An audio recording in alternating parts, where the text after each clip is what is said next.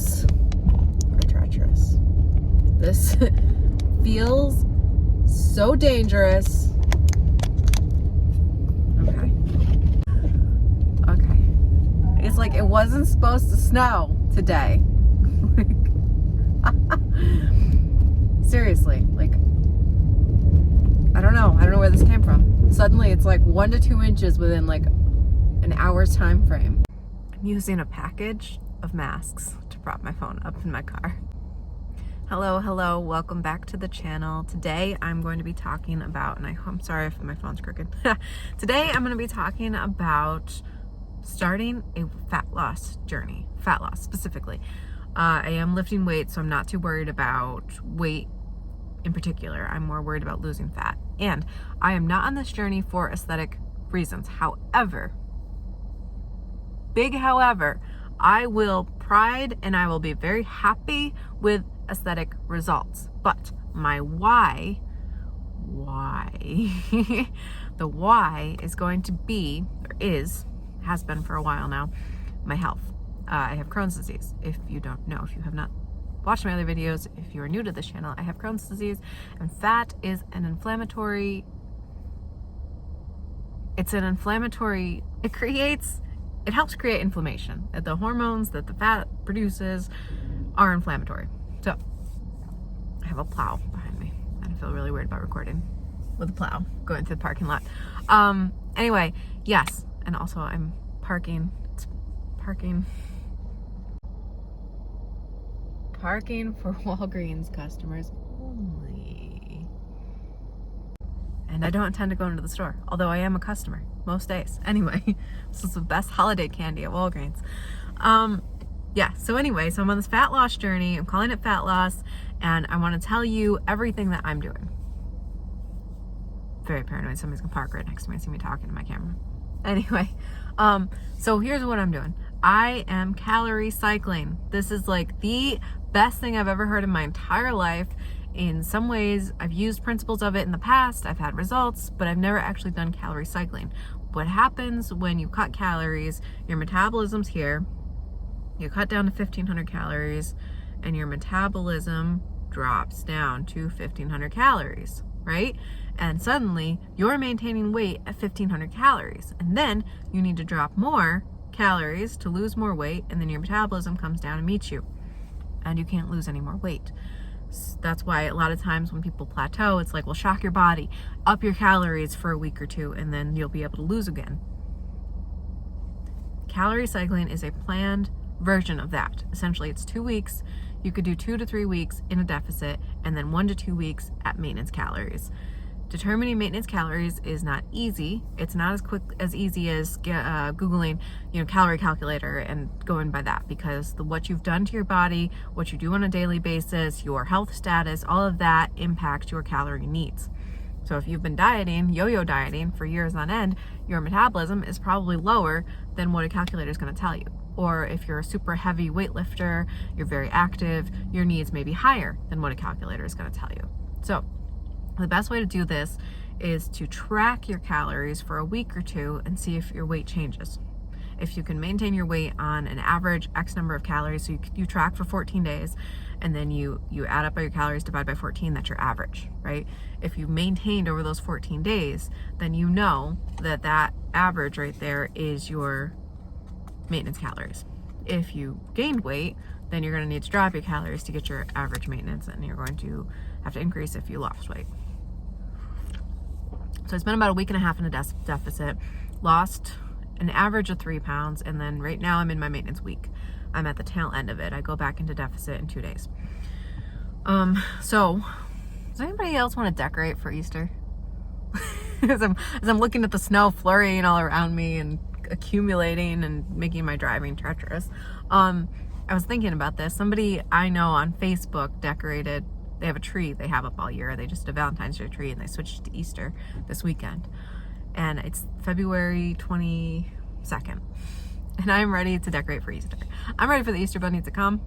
And I'm ready to have Easter chocolate. Anyway, I'm digressing.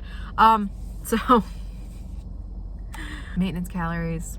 calorie cycling. Right, so you do that for 3 months. Anyway, you go up and down between, you go in your deficit. I'm doing a 2-week deficit, 1-week maintenance schedule.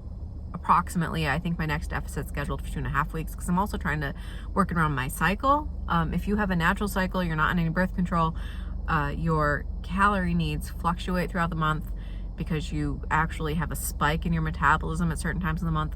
Also, your hormones, cortisol changes throughout the month, and cortisol, too much cortisol increases the chance of fat accumulation on your body.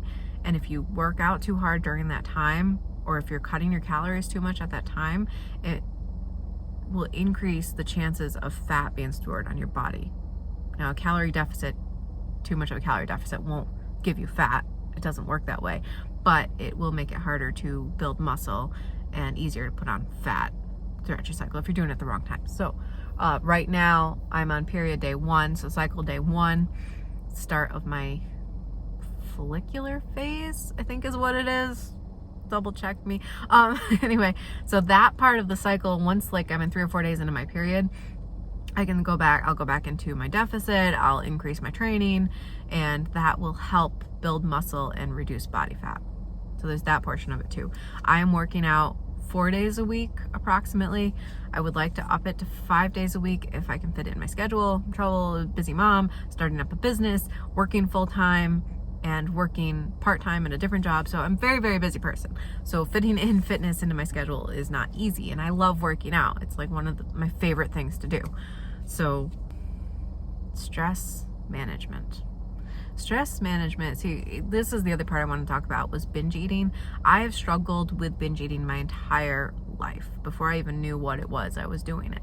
And especially once I got diagnosed with Crohn's disease, my stress levels went through the roof, and I was still binging even though it was hard to eat.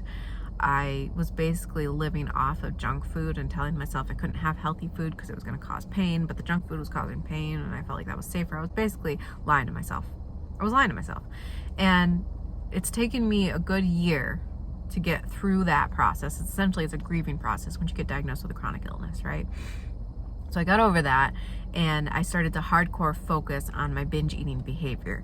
And I did that with habit tracking, and it only took about 3 weeks. I still caved and I gave in to binging once in a while, but I'm not doing it like I was doing it before. It's not a complete loss of control. It's now a choice. And that's what's different between binge eating versus just eating too much. You're making a choice. And with binge eating, you're not. You're not making a choice. You're responding to an emotion that you can't handle, you want to run from, and you start just eating, and you start to calm down. You're like, okay, but now I feel guilty about the food. It's a distraction. The guilt, the frustration with yourself, the fact that you're doing this behavior that's not helping you reach your goals is a distraction from the emotion you're trying to run from, ultimately. And then once you realize that, and then you start to think, okay, I have to focus on my emotions. My biggest thing is I would get so worked up at work, like things like emails that would come through, things that had to be done, tasks, stuff like that. I would get so upset and frustrated, and I would just go and I'd get a package of cookies from the cafeteria, and I'd shove in my face, 550 calories, gone, and I'm like, I still want more food, and then I'd feel sick. So what I've learned to do is separate, looking at life, essentially. It's like, what's important in our lives? Is it our job? If I were to quit tomorrow, they'd have me replaced within a month. Maybe not a good replacement, maybe not better, but they would have me replaced. They would move on. Why should I stress myself out and get so worked up for a company that doesn't care? Ultimately, they don't care. So, yeah, I get the work done. I'm doing the work, but I'm not getting emotionally involved because it's not that important. Ultimately, doing the important things, the safety, making sure employees aren't killing themselves, and making sure that patients are fed healthily at work. I'm director of food nutrition, okay? Doing nutrition assessments, because I'm also a dietitian, so I'm making sure that, I'm doing the assessments and making sure that everybody's safe and healthy and whatever, and that they get what they need. But doing the things that are actually important, but not getting worked up over there's an email that comes through and you have a deadline to do by tomorrow at 10 a.m. and it's 3:30. Okay, fine. Whatever. I'll get it to you when I get to you. It's not like I'm going to kill myself to be like, I need to get this done right now. Oh my God, they're going to freak out. It's like, okay, I'll do it and I'll get it to you. when I get it to you. I got other important things to deal with. Things like taking a deep breath, relaxing, and realizing that what's important is your family, your friends, your health, ultimately, because where are you going to be if you don't have your health? You're going to be 6 feet under, and then how good are you going to be? You're going to be useless. Passion, finding something that you're passionate about and doing it regardless of the fear of what would happen if you did it. I waited for so long to do things like my biggest passion is helping people. So that's why I started my online business. That's why I'm making YouTube videos, because I know that even if it helps one person, even if anything that I post helps one person, I've done something for somebody. That's why I went into this career. That's why I went into dietetics, is because I want to help. I want to actually help people, But you got to make a living too. So it's like, how do you do both at the same time? I'm working on it. I'm figuring it out. And, that I think is a big key for most people. Is, are you stuck in a dead-end job that you're not happy with? Do you dread getting up every morning? Then yeah, if you have binge eating, then of course you do. It's fine. It's okay. Focus on making yourself happy. Focus on something that will change your life. Make yourself happy. As happy as a hot cup of coffee makes me. Focusing on the little things. That's another thing too. And I don't want to go on and make this a spiel about, how to change your perspective to live a happier life. I've tried Googling things like that before. How do I be happy? How do I get happy? And it's not a simple answer. And it's different for every single person. It's, is looking at the snow outside, does that make you happy? Will that work for you? For some people, that's not going to work.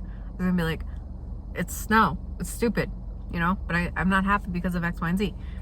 Everybody's different. Everybody has different things. So yeah, like I overeat because I'm stressed. Some people overeat because they're angry. Whatever your emotion is, it's an emotion. You have to deal with it. So anyway, yes, I'm on a journey to lose fat. And it's a multifactorial thing. Like, you can't just cut calories and work out. It's not gonna be a long-term fat loss solution. I did that at the end of high school.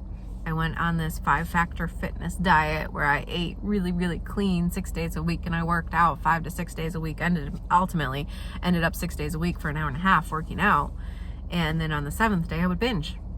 Literally, that's what it was. It was a planned binge. I would just eat like 3,000 to 5,000 calories in a day. So what was my max? I think I got up to like 8,000 calories. I went to the movies, had 2 large buttered popcorns, went out to Uno's and Cold Stone Creamery, and ate a can of frosting all in one day. That's not good. It's not healthy. It could have sparked my Crohn's disease for all I know, because I'm genetically predisposed to it. My dad had an autoimmune disorder. Anyway, so yeah, it's not good. And then it ended up leading to me binging in the middle of the week when I was in college, because I had a very stressful thing happening and I couldn't handle it. And so I binged because I kept running from my emotion. Even though I had lost weight and was working out and eating healthy most of the time, I still didn't learn to handle my emotions. And if you don't learn to handle your emotions, you're not dealing with the root cause of why you're eating the way you're eating. There are also numerous people that are eating in response to emotions they're running from. That is the basis of our society, is we run from our emotions, right? So look at our society as a whole. Look at consumerism in general. Like, we are groomed to run away from our emotions, to spend too much money, to not pay attention to ourselves, essentially. I don't know, the video caught off on me and I lost my tangent there. But essentially, we are not taught to deal with our emotions. We are not taught to deal with essentially anything. We're stuck with this culture and society that praises instant gratification. You go online and you on a gaming console, you can go on and buy a game and download it and play it right then and there. And we used to have to go to game stores and like hope that it was there, and then I remember going to get The Sims 2 and standing in the aisle. It was supposed to be out that day and it wasn't in the shelves. And my mom was like, it's not here, let's go. And I was like, wait, just wait. And I kept looking, and all of a sudden the girl came and she was stocking the shelves with Sims 2. Like, I just happened to get my hands on it at the right time, the right place. That society's gone, you know, and so no wonder why it's hard to break sugar habits, because it's instant gratification. It makes us feel good right then and there. We don't have to deal with anything. We run away and we hide and we enjoy our sweets, and then we recycle again. You got to deal with the emotion, deal what's happening, and learn delayed gratification. And that's hard. It's hard work, and nobody wants to do it. Nobody wants to put in the effort. But to get the results you want to get, you have to. Anyway, that was a hard life lesson. That's all I got for you. Anyway, I'm starting my fat loss journey and kind of doing the calorie cycling thing. I've kind of worked on the binge eating thing, and I think I've moved on from it, but I don't think you ever really do move on from it fully, really. That's ultimately the truth. It just never goes away. It's something that you do. It's just a matter of managing it. It's constantly managed, just like a chronic illness. It's always there. You just have to manage it. And so anyway, I hope you enjoyed this video. Please leave a comment, like, subscribe if you are new. Let me know if you want to learn any more about anything I talked about in this video, and I look forward to speaking with you next time.